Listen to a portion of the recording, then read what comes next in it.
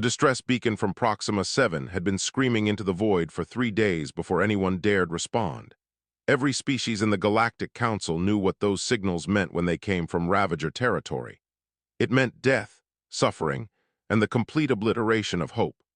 Council member Torvin sat in the emergency session chamber, his 4 eyes darting between the holographic displays showing the mining colony's last transmitted images.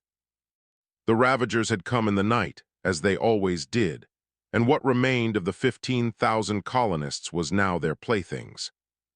"We must vote to declare the colony lost," High Chancellor Brevix announced, her crystalline form refracting the dim light into fragments across the chamber walls. "No military force has ever successfully engaged the Ravagers and survived. They are what we call them, demons incarnate." Torvin's mandibles clicked in frustration.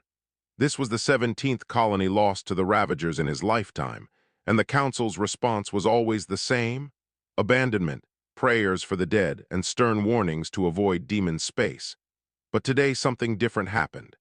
A human delegate stood from the observer section, her plain gray suit a stark contrast to the elaborate robes and environmental suits worn by other species. "The Terran Federation can respond within 48 hours, Ambassador Liu stated, her voice cutting through the chamber's resigned murmurs. "We have assets in the adjacent sector." Chancellor Brevix's form pulsed with what might have been amusement or pity. "Ambassador, we appreciate humanity's enthusiasm, but you must understand. Your species joined the Council only 20 cycles ago. The Ravagers have terrorized the galaxy for millennia. They cannot be fought, only avoided." "Everything can be fought," Liu replied, her tone never shifting from professional calm. "We're offering assistance. The decision is yours." The vote took mere minutes. Desperation won over skepticism, and humanity was granted permission to attempt what every other species considered suicide. Torvin found himself assigned as the Council's observer, a role that typically meant witnessing failure and filing the official death reports. He watched the human transport ship arrive at the orbital station above Proxima 7, expecting a battle group or at least a company of soldiers. Instead, a single unmarked vessel docked, and 12 humans emerged. They wore mottled clothing in shades of green and brown, carried weapons that looked almost primitive, metal tubes that propelled solid projectiles, blades strapped to their legs, and equipment packs that seemed impossibly heavy. The woman leading them moved with an economy of motion that Torvin's prey-species instincts recognized immediately. This was a predator, and she was hunting. "Sullivan," the woman introduced herself, offering no rank or title. "We'll need a full tactical briefing, colony layout, Ravager numbers, civilian locations if available." Torvin pulled up the requested data, his hands trembling slightly as he projected the holographic maps. "Commander Sullivan, you must understand. The Ravagers are not like other hostile species. They feed on fear itself, growing stronger as their victims' hope dies. They take prisoners only to extend the suffering. No force in galactic history has defeated them in ground combat." Sullivan studied the maps with eyes that reminded Torvin of scanning equipment, cold, analytical, recording every detail. Her team gathered around her, and their conversation disturbed him in ways he couldn't articulate. They weren't discussing how to survive or escape. They were discussing how to kill. "Boyd, you take over watch on the water processing plant. Clear sightlines across the main plaza." Sullivan pointed to locations on the map. "Harris, demolitions prep. I want the fuel depot ready to blow on my signal. Rodriguez, you're with me on point. The rest of you know the drill. Hunter-killer pairs, standard clearance pattern." "Ma'am, estimated Ravager count is 300 plus," one of the humans noted, a stocky man with scars crossing his weathered face. "That's a lot of demons for 12 operators." Sullivan's lips curved into something that wasn't quite a smile. "Then we'll need to be efficient." Torvin's translator struggled with some of the terms the humans used, words like sectors of fire and kill zones and rules of engagement. But the intent was clear. These 12 humans planned to assault a force of 300 Ravagers, creatures that had destroyed armies 10,000 strong. It was insanity. It was suicide. It was incomprehensible. The Ravagers will hunt you through the colony, Torvin warned.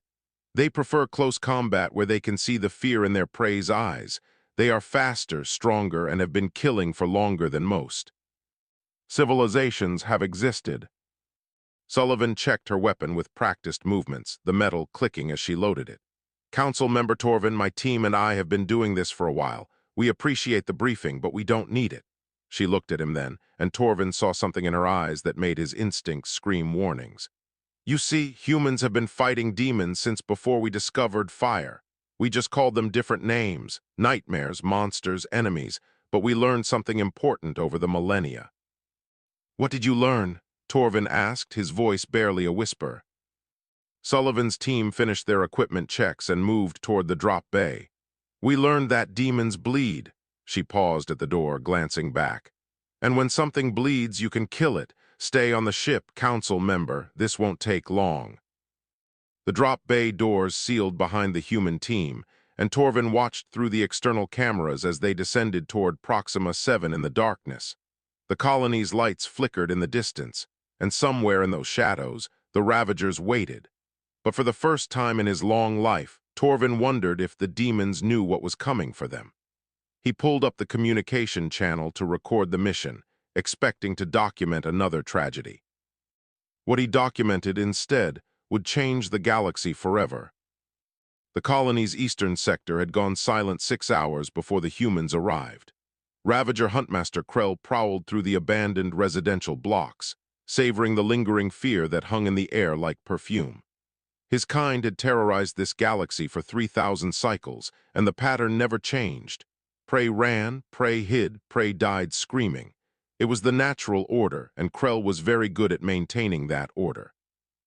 His communication implant crackled with reports from his pack. 287 of his warriors controlled every major structure in the colony, and the remaining humans, roughly 4,000, had survived the initial assault, were penned in the central shelter where they could be harvested slowly.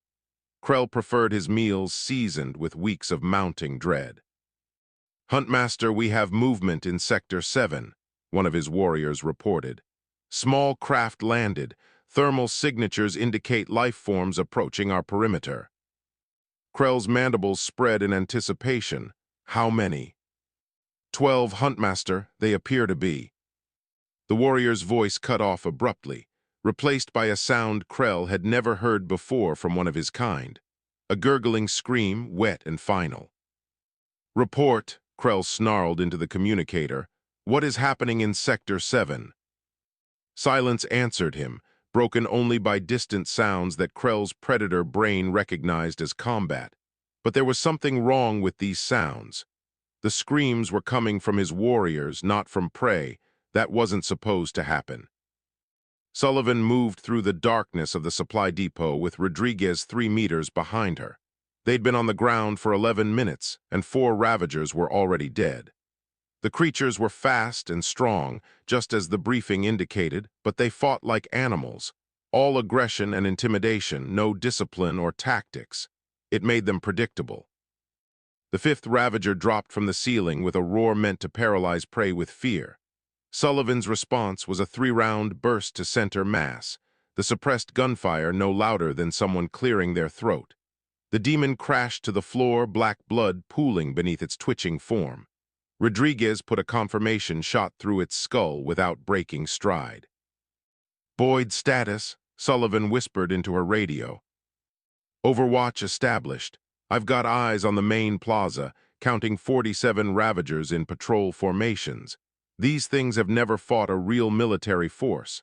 Their tactical spacing is atrocious. Harris, charges set at the fuel depot. We're ready to make it rain fire on your command. Sullivan checked her tactical display. Her 6 two-person teams were systematically clearing the colony's outer sectors, moving inward in a coordinated pattern the Ravagers wouldn't recognize until it was too late. They'd practiced this dance in 100 different hellholes across human space: Chechnya, Mogadishu, Fallujah, and a dozen worlds whose names were still classified. The Ravagers were about to learn why Tier 1 operators earned their reputation. Krell gathered 20 of his best warriors and moved toward Sector 7, Whatever was happening there needed to end quickly. The prey was supposed to be afraid, supposed to be running. These strange thermal signatures were moving with purpose, advancing into Ravager-controlled territory. That suggested either stupidity or... His thoughts derailed when he found the first body. The warrior had been shot twice, precise hits that destroyed vital organs. The corpse was positioned deliberately, propped against a wall where patrolling Ravagers would find it. Nearby, written in the warrior's own blood, was a symbol, a simple skull with crossed bones beneath it. Krell knew prey markings when he saw them. This was a warning. Warnings were supposed to come from predators to prey, not the other way around. "Spread out," Krell ordered his pack. "Find these creatures and bring them to me alive. I will teach them the price of..." The building behind him exploded, not metaphorically. Harris's carefully placed charges detonated in sequence, bringing down the fuel depot and setting fire to 3 adjacent structures. The blast was precisely calculated to create chaos without harming the civilian shelter 200 meters away. Ravagers poured out of buildings to investigate, abandoning their patrol patterns, grouping together in confused clusters. Boyd smiled behind his scope. "Command, I've got multiple targets bunched up in the plaza, requesting permission to engage." "Granted," Sullivan replied. "Make them notice us." The first shot took a Ravager in the head from 400 meters away.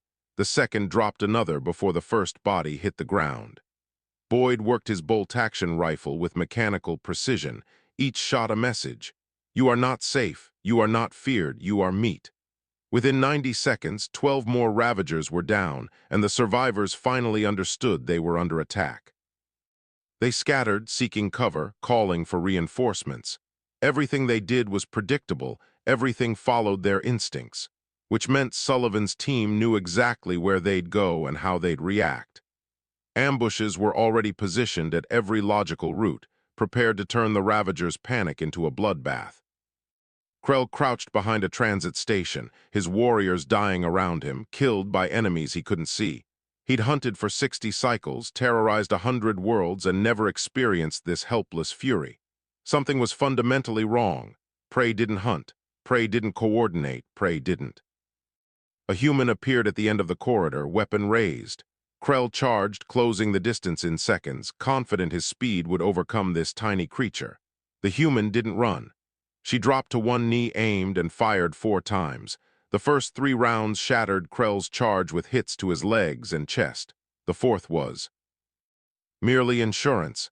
He collapsed 3 meters from his target, bleeding and broken. Sullivan approached the dying huntmaster and crouched beside him.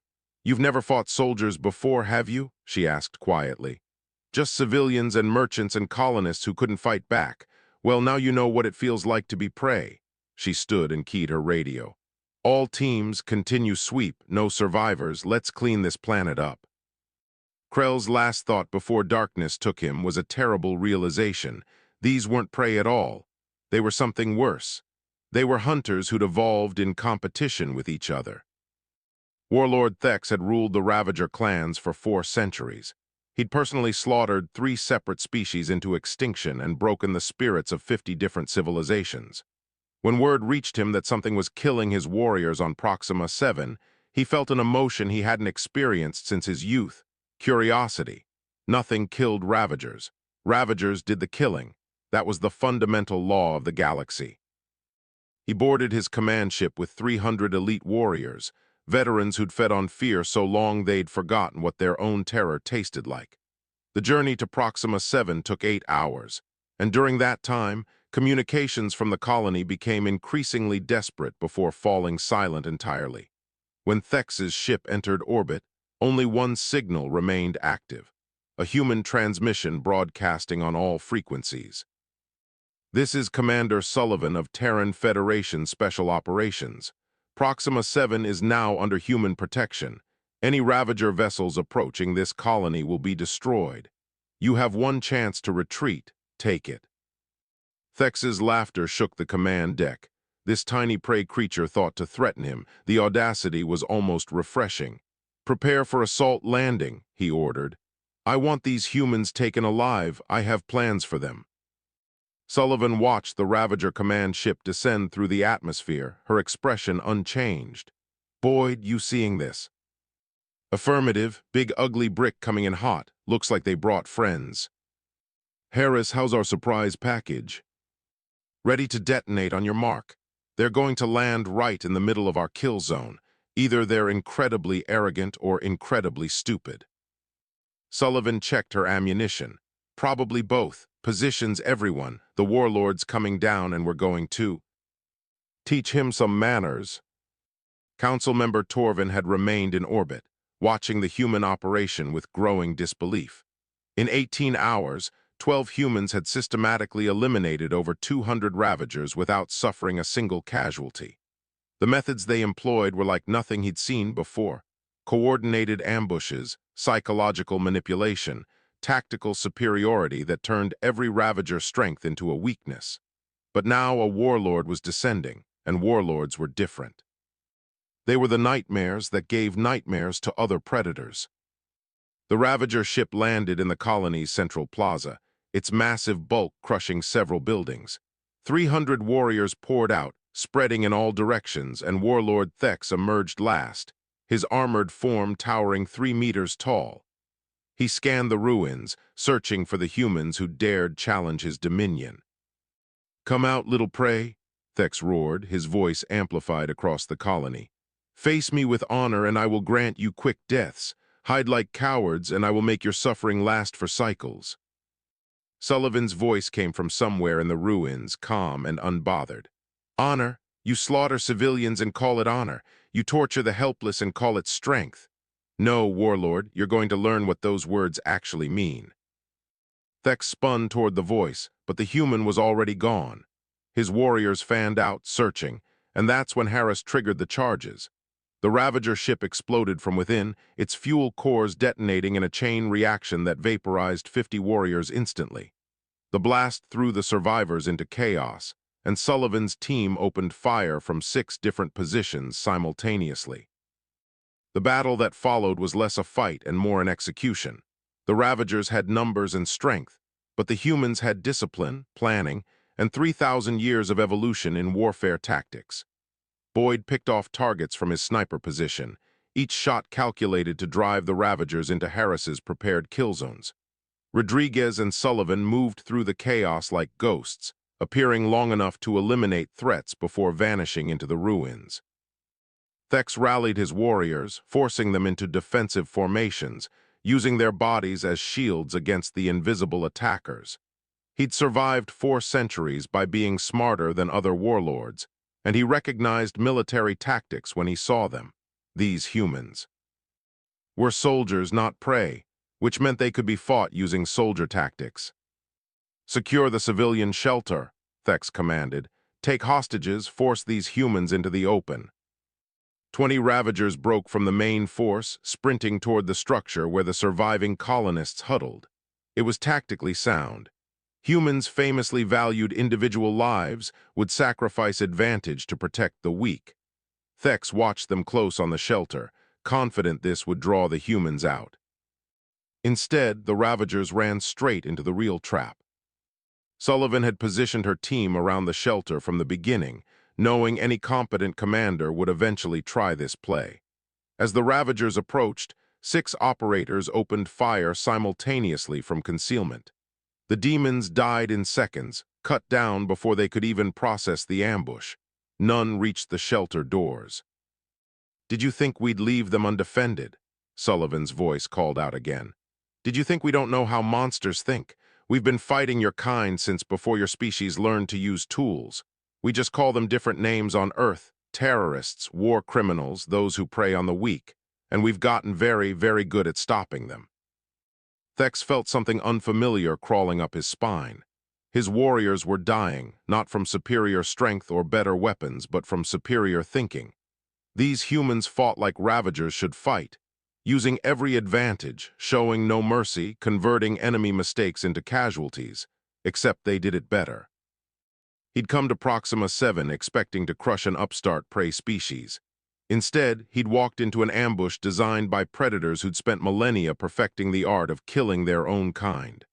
Ravagers had never fought each other. They cooperated, following the strongest without question. But humans had been at war with themselves for their entire existence. Every tactic, every strategy, every brutal lesson had been learned in blood against enemies just as smart and just as vicious as they were. Thex looked at his dwindling force and made a decision that no warlord had made in recorded history. "Withdraw to the ship," he began, then stopped. There was no ship. The humans had destroyed it first. They'd cut off his escape before the battle even started. He was trapped on this world with an enemy that had already won. Darkness fell across Proxima 7, and with it came a change in the battle's rhythm. The Ravagers, creatures who'd always owned the night, found themselves hunted through the shadows by enemies who moved like smoke. Warlord Thex had consolidated his remaining 140 warriors into the colony's administration building, a structure with good sightlines and defensible positions. But defensive was not a word in the Ravager vocabulary until today. "They're toying with us," one of his captains whispered, the fear evident in his voice. "Every time we send scouts, they don't return. Every time we hold position, they pick off our sentries. They're not trying to win quickly, they're bleeding us." Thex knew the captain was right. The humans could have finished this hours ago with heavy weapons or orbital bombardment. Instead, they were conducting a systematic dismantling of his force, teaching a lesson about the difference between hunters and soldiers. It was psychological warfare on a level Ravagers had never conceived, and it was working. His warriors were afraid. Sullivan crouched in the ruins across from the administration building, watching the Ravagers through her night vision optics. "They've fortified well," she observed to Rodriguez. "But they're thinking about this wrong. They're defending against an assault, but we're not going to assault." "Then what's the plan, Commander?" "We wait, let them understand their situation fully, let the fear sink in properly." Sullivan checked her watch. "It's been 24 hours since we landed. They've lost over half their total force. Their ship is destroyed. No reinforcements are coming, and we control everything around them. They're not in a fortress. They're in a coffin." From his orbital position, Torvin monitored the standoff with growing fascination. The humans had shifted from active combat to what his military instructors would call a siege. But this was different. They weren't trying to starve the Ravagers out or wait for surrender. They were making the demons experience helplessness, the same emotion they'd inflicted on millions of victims across the centuries.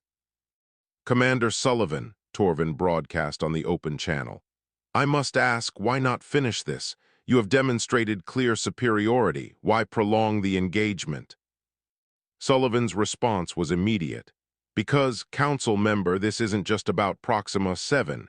This is about sending a message to every Ravager in the galaxy. We want them to know what happened here. We want them to understand that their time as the galaxy's nightmare is over. Fear is a weapon, and we're using it better than they ever did." Inside the administration building, Thex gathered his remaining warriors. "We attack at dawn," he declared. "A full charge, we break through their positions and scatter into the wilderness. Some of us will survive to warn the clans." His warriors clicked their mandibles in agreement, relief evident in their postures. Anything was better than this waiting, this prey feeling that had infected them all. They were Ravagers. They would die as Ravagers, attacking, not cowering. But when dawn came, the humans struck first. Harris had spent the night positioning shaped charges against the administration building's support structure. At Sullivan's signal, he triggered them. The explosions were carefully calculated, enough to collapse the eastern wall and cause panic, not enough to bring down the entire structure and kill everyone inside. The Ravagers needed to survive this to spread the word. As the dust settled and confused warriors stumbled from the breach, Sullivan's team moved in, not with the aggression of berserkers but with the precision of surgeons. They separated the warlord from his troops, using smoke grenades and tactical maneuvers to isolate him in a specific corridor. Boyd's overwatch kept any reinforcements from reaching their commander, and within minutes, Thex found himself alone, facing Sullivan and Rodriguez. "You wanted to see us, Warlord?" Sullivan said, her weapon trained on his center mass. "Here we are." Thex laughed, a bitter sound. So the prey finally shows itself. Do you expect me to beg? To surrender? I am Thex, warlord of the Ravager clans. I have ended civilizations. And now your civilization is ending, Rodriguez interjected. Funny how that works. Sullivan lowered her weapon slightly. We're not going to kill you, warlord, not today. Thex's confusion was evident. Then what? We're letting you go. Sullivan gestured to the hole in the building's wall. You and 30 of your warriors, you're going to leave this planet, find your clans, and tell them exactly what happened here. Tell them how 12 humans destroyed your army. Tell them how you felt when you were the prey instead of the predator. Tell them that Earth has joined the galactic community, and we have very specific opinions about species. That prey on the helpless. Thex stared at her. You think this will stop us? One defeat means nothing. We are legion. We span 1,000 worlds. You're right, Sullivan agreed. This one defeat means nothing by itself, but it's not going to be just one defeat, is it? Because now you understand something terrible, warlord. You understand that somewhere in this galaxy there's a species that's better at violence than you are. And every time you attack a colony, every time you terrorize civilians, you're going to wonder, are the humans coming? Will we be next? That fear you're feeling right now, that's going to follow you forever. Rodriguez opened a crate, revealing 30 Ravager prisoners, bound but alive.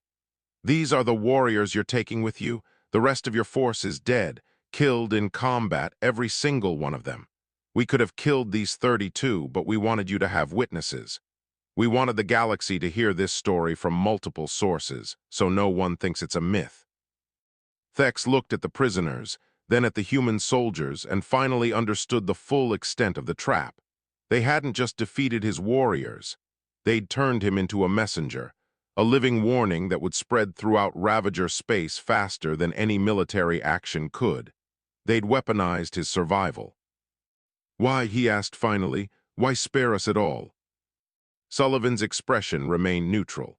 Because we're soldiers, not monsters. We kill when we must, but only when we must. Go home, warlord. Tell your clans that Earth protects those who can't protect themselves. And if you ever attack another colony, we'll be there. Next time, we won't be so merciful. Thex gathered his surviving warriors and left Proxima 7 without another word. As his stolen shuttle climbed toward orbit, he looked back at the colony where his invincible army had been destroyed by 12 soldiers. The galaxy was changing, and the Ravagers were no longer at the top of the food chain. The Galactic Council chamber had never been so crowded. Representatives from 47 species packed the observation galleries, all demanding to hear Council Member Torvin's official report on the Proxima 7 incident. 3 weeks had passed since Sullivan's team departed, and in that time, something unprecedented had occurred across the galaxy. Ravager attacks had dropped by 70%. The demons who'd terrorized civilized space for millennia were retreating, and everyone wanted to know why. Torvin stood at the central podium, his 4 eyes scanning the assembled delegates. Honored members, I have completed my investigation into the human response to the Ravager incursion at Proxima 7. What I am about to present will challenge everything we thought we knew about warfare, about humanity, and about the future of this council. High Chancellor Brevix's crystalline form pulsed with impatience. We have heard rumors, Council member. 12 human soldiers allegedly defeated a Ravager army. Surely there were orbital weapons involved, or some technology we're not aware of. No, Chancellor. Torvin activated the holographic display, showing footage from the battle. What you're about to see is the combat performance of what humans call Tier 1 Special Operations Forces. These are not enhanced beings or equipped with weapons beyond our understanding. They are simply the result of a species that has spent its entire evolutionary history perfecting the art of organized violence. The footage played. Delegates watched in silence as Sullivan's team moved through the colony, each engagement demonstrating tactical sophistication that made galactic military forces look like amateur militia. The precision, the coordination, the absolute efficiency of every action. It was beautiful and terrifying in equal measure. These 12 humans eliminated 327 Ravagers in 36 hours, Torvin continued. They did so with minimal ammunition expenditure, 0 casualties, and while simultaneously protecting 4,000 civilian colonists. When Warlord Thex arrived with reinforcements, they destroyed his force in 4 hours and chose to spare him specifically so he would spread word of the defeat. A delegate from the Valorian collective stood. This makes no sense. Human physiology is unremarkable. They're not particularly strong or fast. Their lifespans are short. Their technology is equivalent to ours. How can 12 of them accomplish what our combined fleets could not? Torvin had anticipated this question. Because, delegate, humans don't fight like we do. We developed warfare to defend resources and territory. Humans developed warfare to fight each other. Every innovation, every tactic, every psychological technique they employ was refined over 10,000 years of continuous conflict against enemies exactly as intelligent and creative as themselves. By the time they reached the stars, they'd already become the galaxy's most effective killers. They just hadn't had a chance to demonstrate it yet. Another delegate, this one from a species that had lost 17 colonies to Ravagers, leaned forward. Are you suggesting we should fear humanity now? That we've simply exchanged one monster for another? No, Torvin's response was firm. And that's the most important part of my report. Humans could have exterminated the Ravagers. They had the tactical advantage and the will to do so. Instead, they chose mercy. They spared Warlord Thex and 30 of his warriors specifically to demonstrate that they kill only when necessary, not from cruelty or hunger. They are warriors, not predators. There is a critical difference. The chamber erupted in debate. Some species advocated for immediate restrictions on human military presence in Council space. Others argued for expanded defense contracts with Earth. A few suggested making humanity's special forces the Council's official rapid response unit. Brevix called for order, her voice cutting through the chaos. Council Member Torvin, what is your personal recommendation? Torvin considered his words carefully. I watched these humans for 36 hours. I saw them kill efficiently and without hesitation. I also saw them risk their own lives to protect civilians they'd never met from a species they'd only just encountered. They are dangerous, yes, but they are dangerous to those who prey on the weak. I recommend we not only accept humanity's continued membership in the Council, but that we learn from them. For 3,000 years, we've lived in fear of the Ravagers. In one day, humanity showed us that fear was never inevitable. We simply lacked the will to fight back properly. 6 months after Proxima 7, Sullivan sat in the briefing room aboard the Terran Federation vessel Normandy, reviewing the latest intelligence reports with her team. Ravager activity had fallen to historic lows. Several clans had withdrawn entirely to their home territory. The galaxy was cautiously optimistic that the Demon Age might be ending. New tasking just came through, Rodriguez announced, pulling up a holographic display. The Council wants us to train their rapid response forces, teach them human tactics and operational planning. Boyd snorted. They want us to create more special operations units. That'll take years. You can't just teach someone to be Tier 1. Actually, Command agrees with you. Sullivan reviewed the orders. We're not training more operators, we're training trainers, passing on doctrine, tactics, and philosophy. The Council species need to develop their own versions of what we do, tailored to their strengths and capabilities.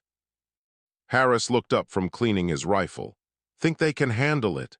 Most of these species have never had real peer-to-peer conflict. They've been preying or being preyed on, never competing. They'll figure it out. Sullivan closed the file. Earth didn't become good at war because we enjoyed it. We became good at it because we had no choice. Now the galaxy knows that monsters can be beaten. They just need to learn how, and we're going to teach them. Rodriguez grinned. So we're not just soldiers anymore, we're teachers too. We've always been teachers. Sullivan stood, stretching. Every mission teaches someone something. Either our allies learn they're not helpless, or our enemies learn they're not invincible. Proxima 7 taught the entire galaxy that fear is a choice. And given the choice, most species will choose to fight back. They just needed to see it was possible. The team prepared for their next deployment, another colony that had been under Ravager threat for decades. But this time, they wouldn't be fighting alone. 12 council species had requested joint operations, eager to learn from humanity's most elite warriors. The galaxy was changing, and for the first time in 3,000 years, the darkness was retreating. Sullivan looked at her team, these 12 humans who'd altered the course of galactic history, and felt something she rarely acknowledged: pride. Not in the killing, but in what the killing had accomplished. They'd shown the galaxy that evil could be defeated by those brave enough to stand against it. That civilization survived not through cowering or appeasing predators, but through the willingness to fight for those who couldn't fight for themselves. That was what special forces meant, not brutality for its own sake, but the refined capacity for violence deployed in defense of the defenseless. It was a lesson Earth had learned the hard way over millennia of conflict. Now it was a lesson they were sharing with the stars.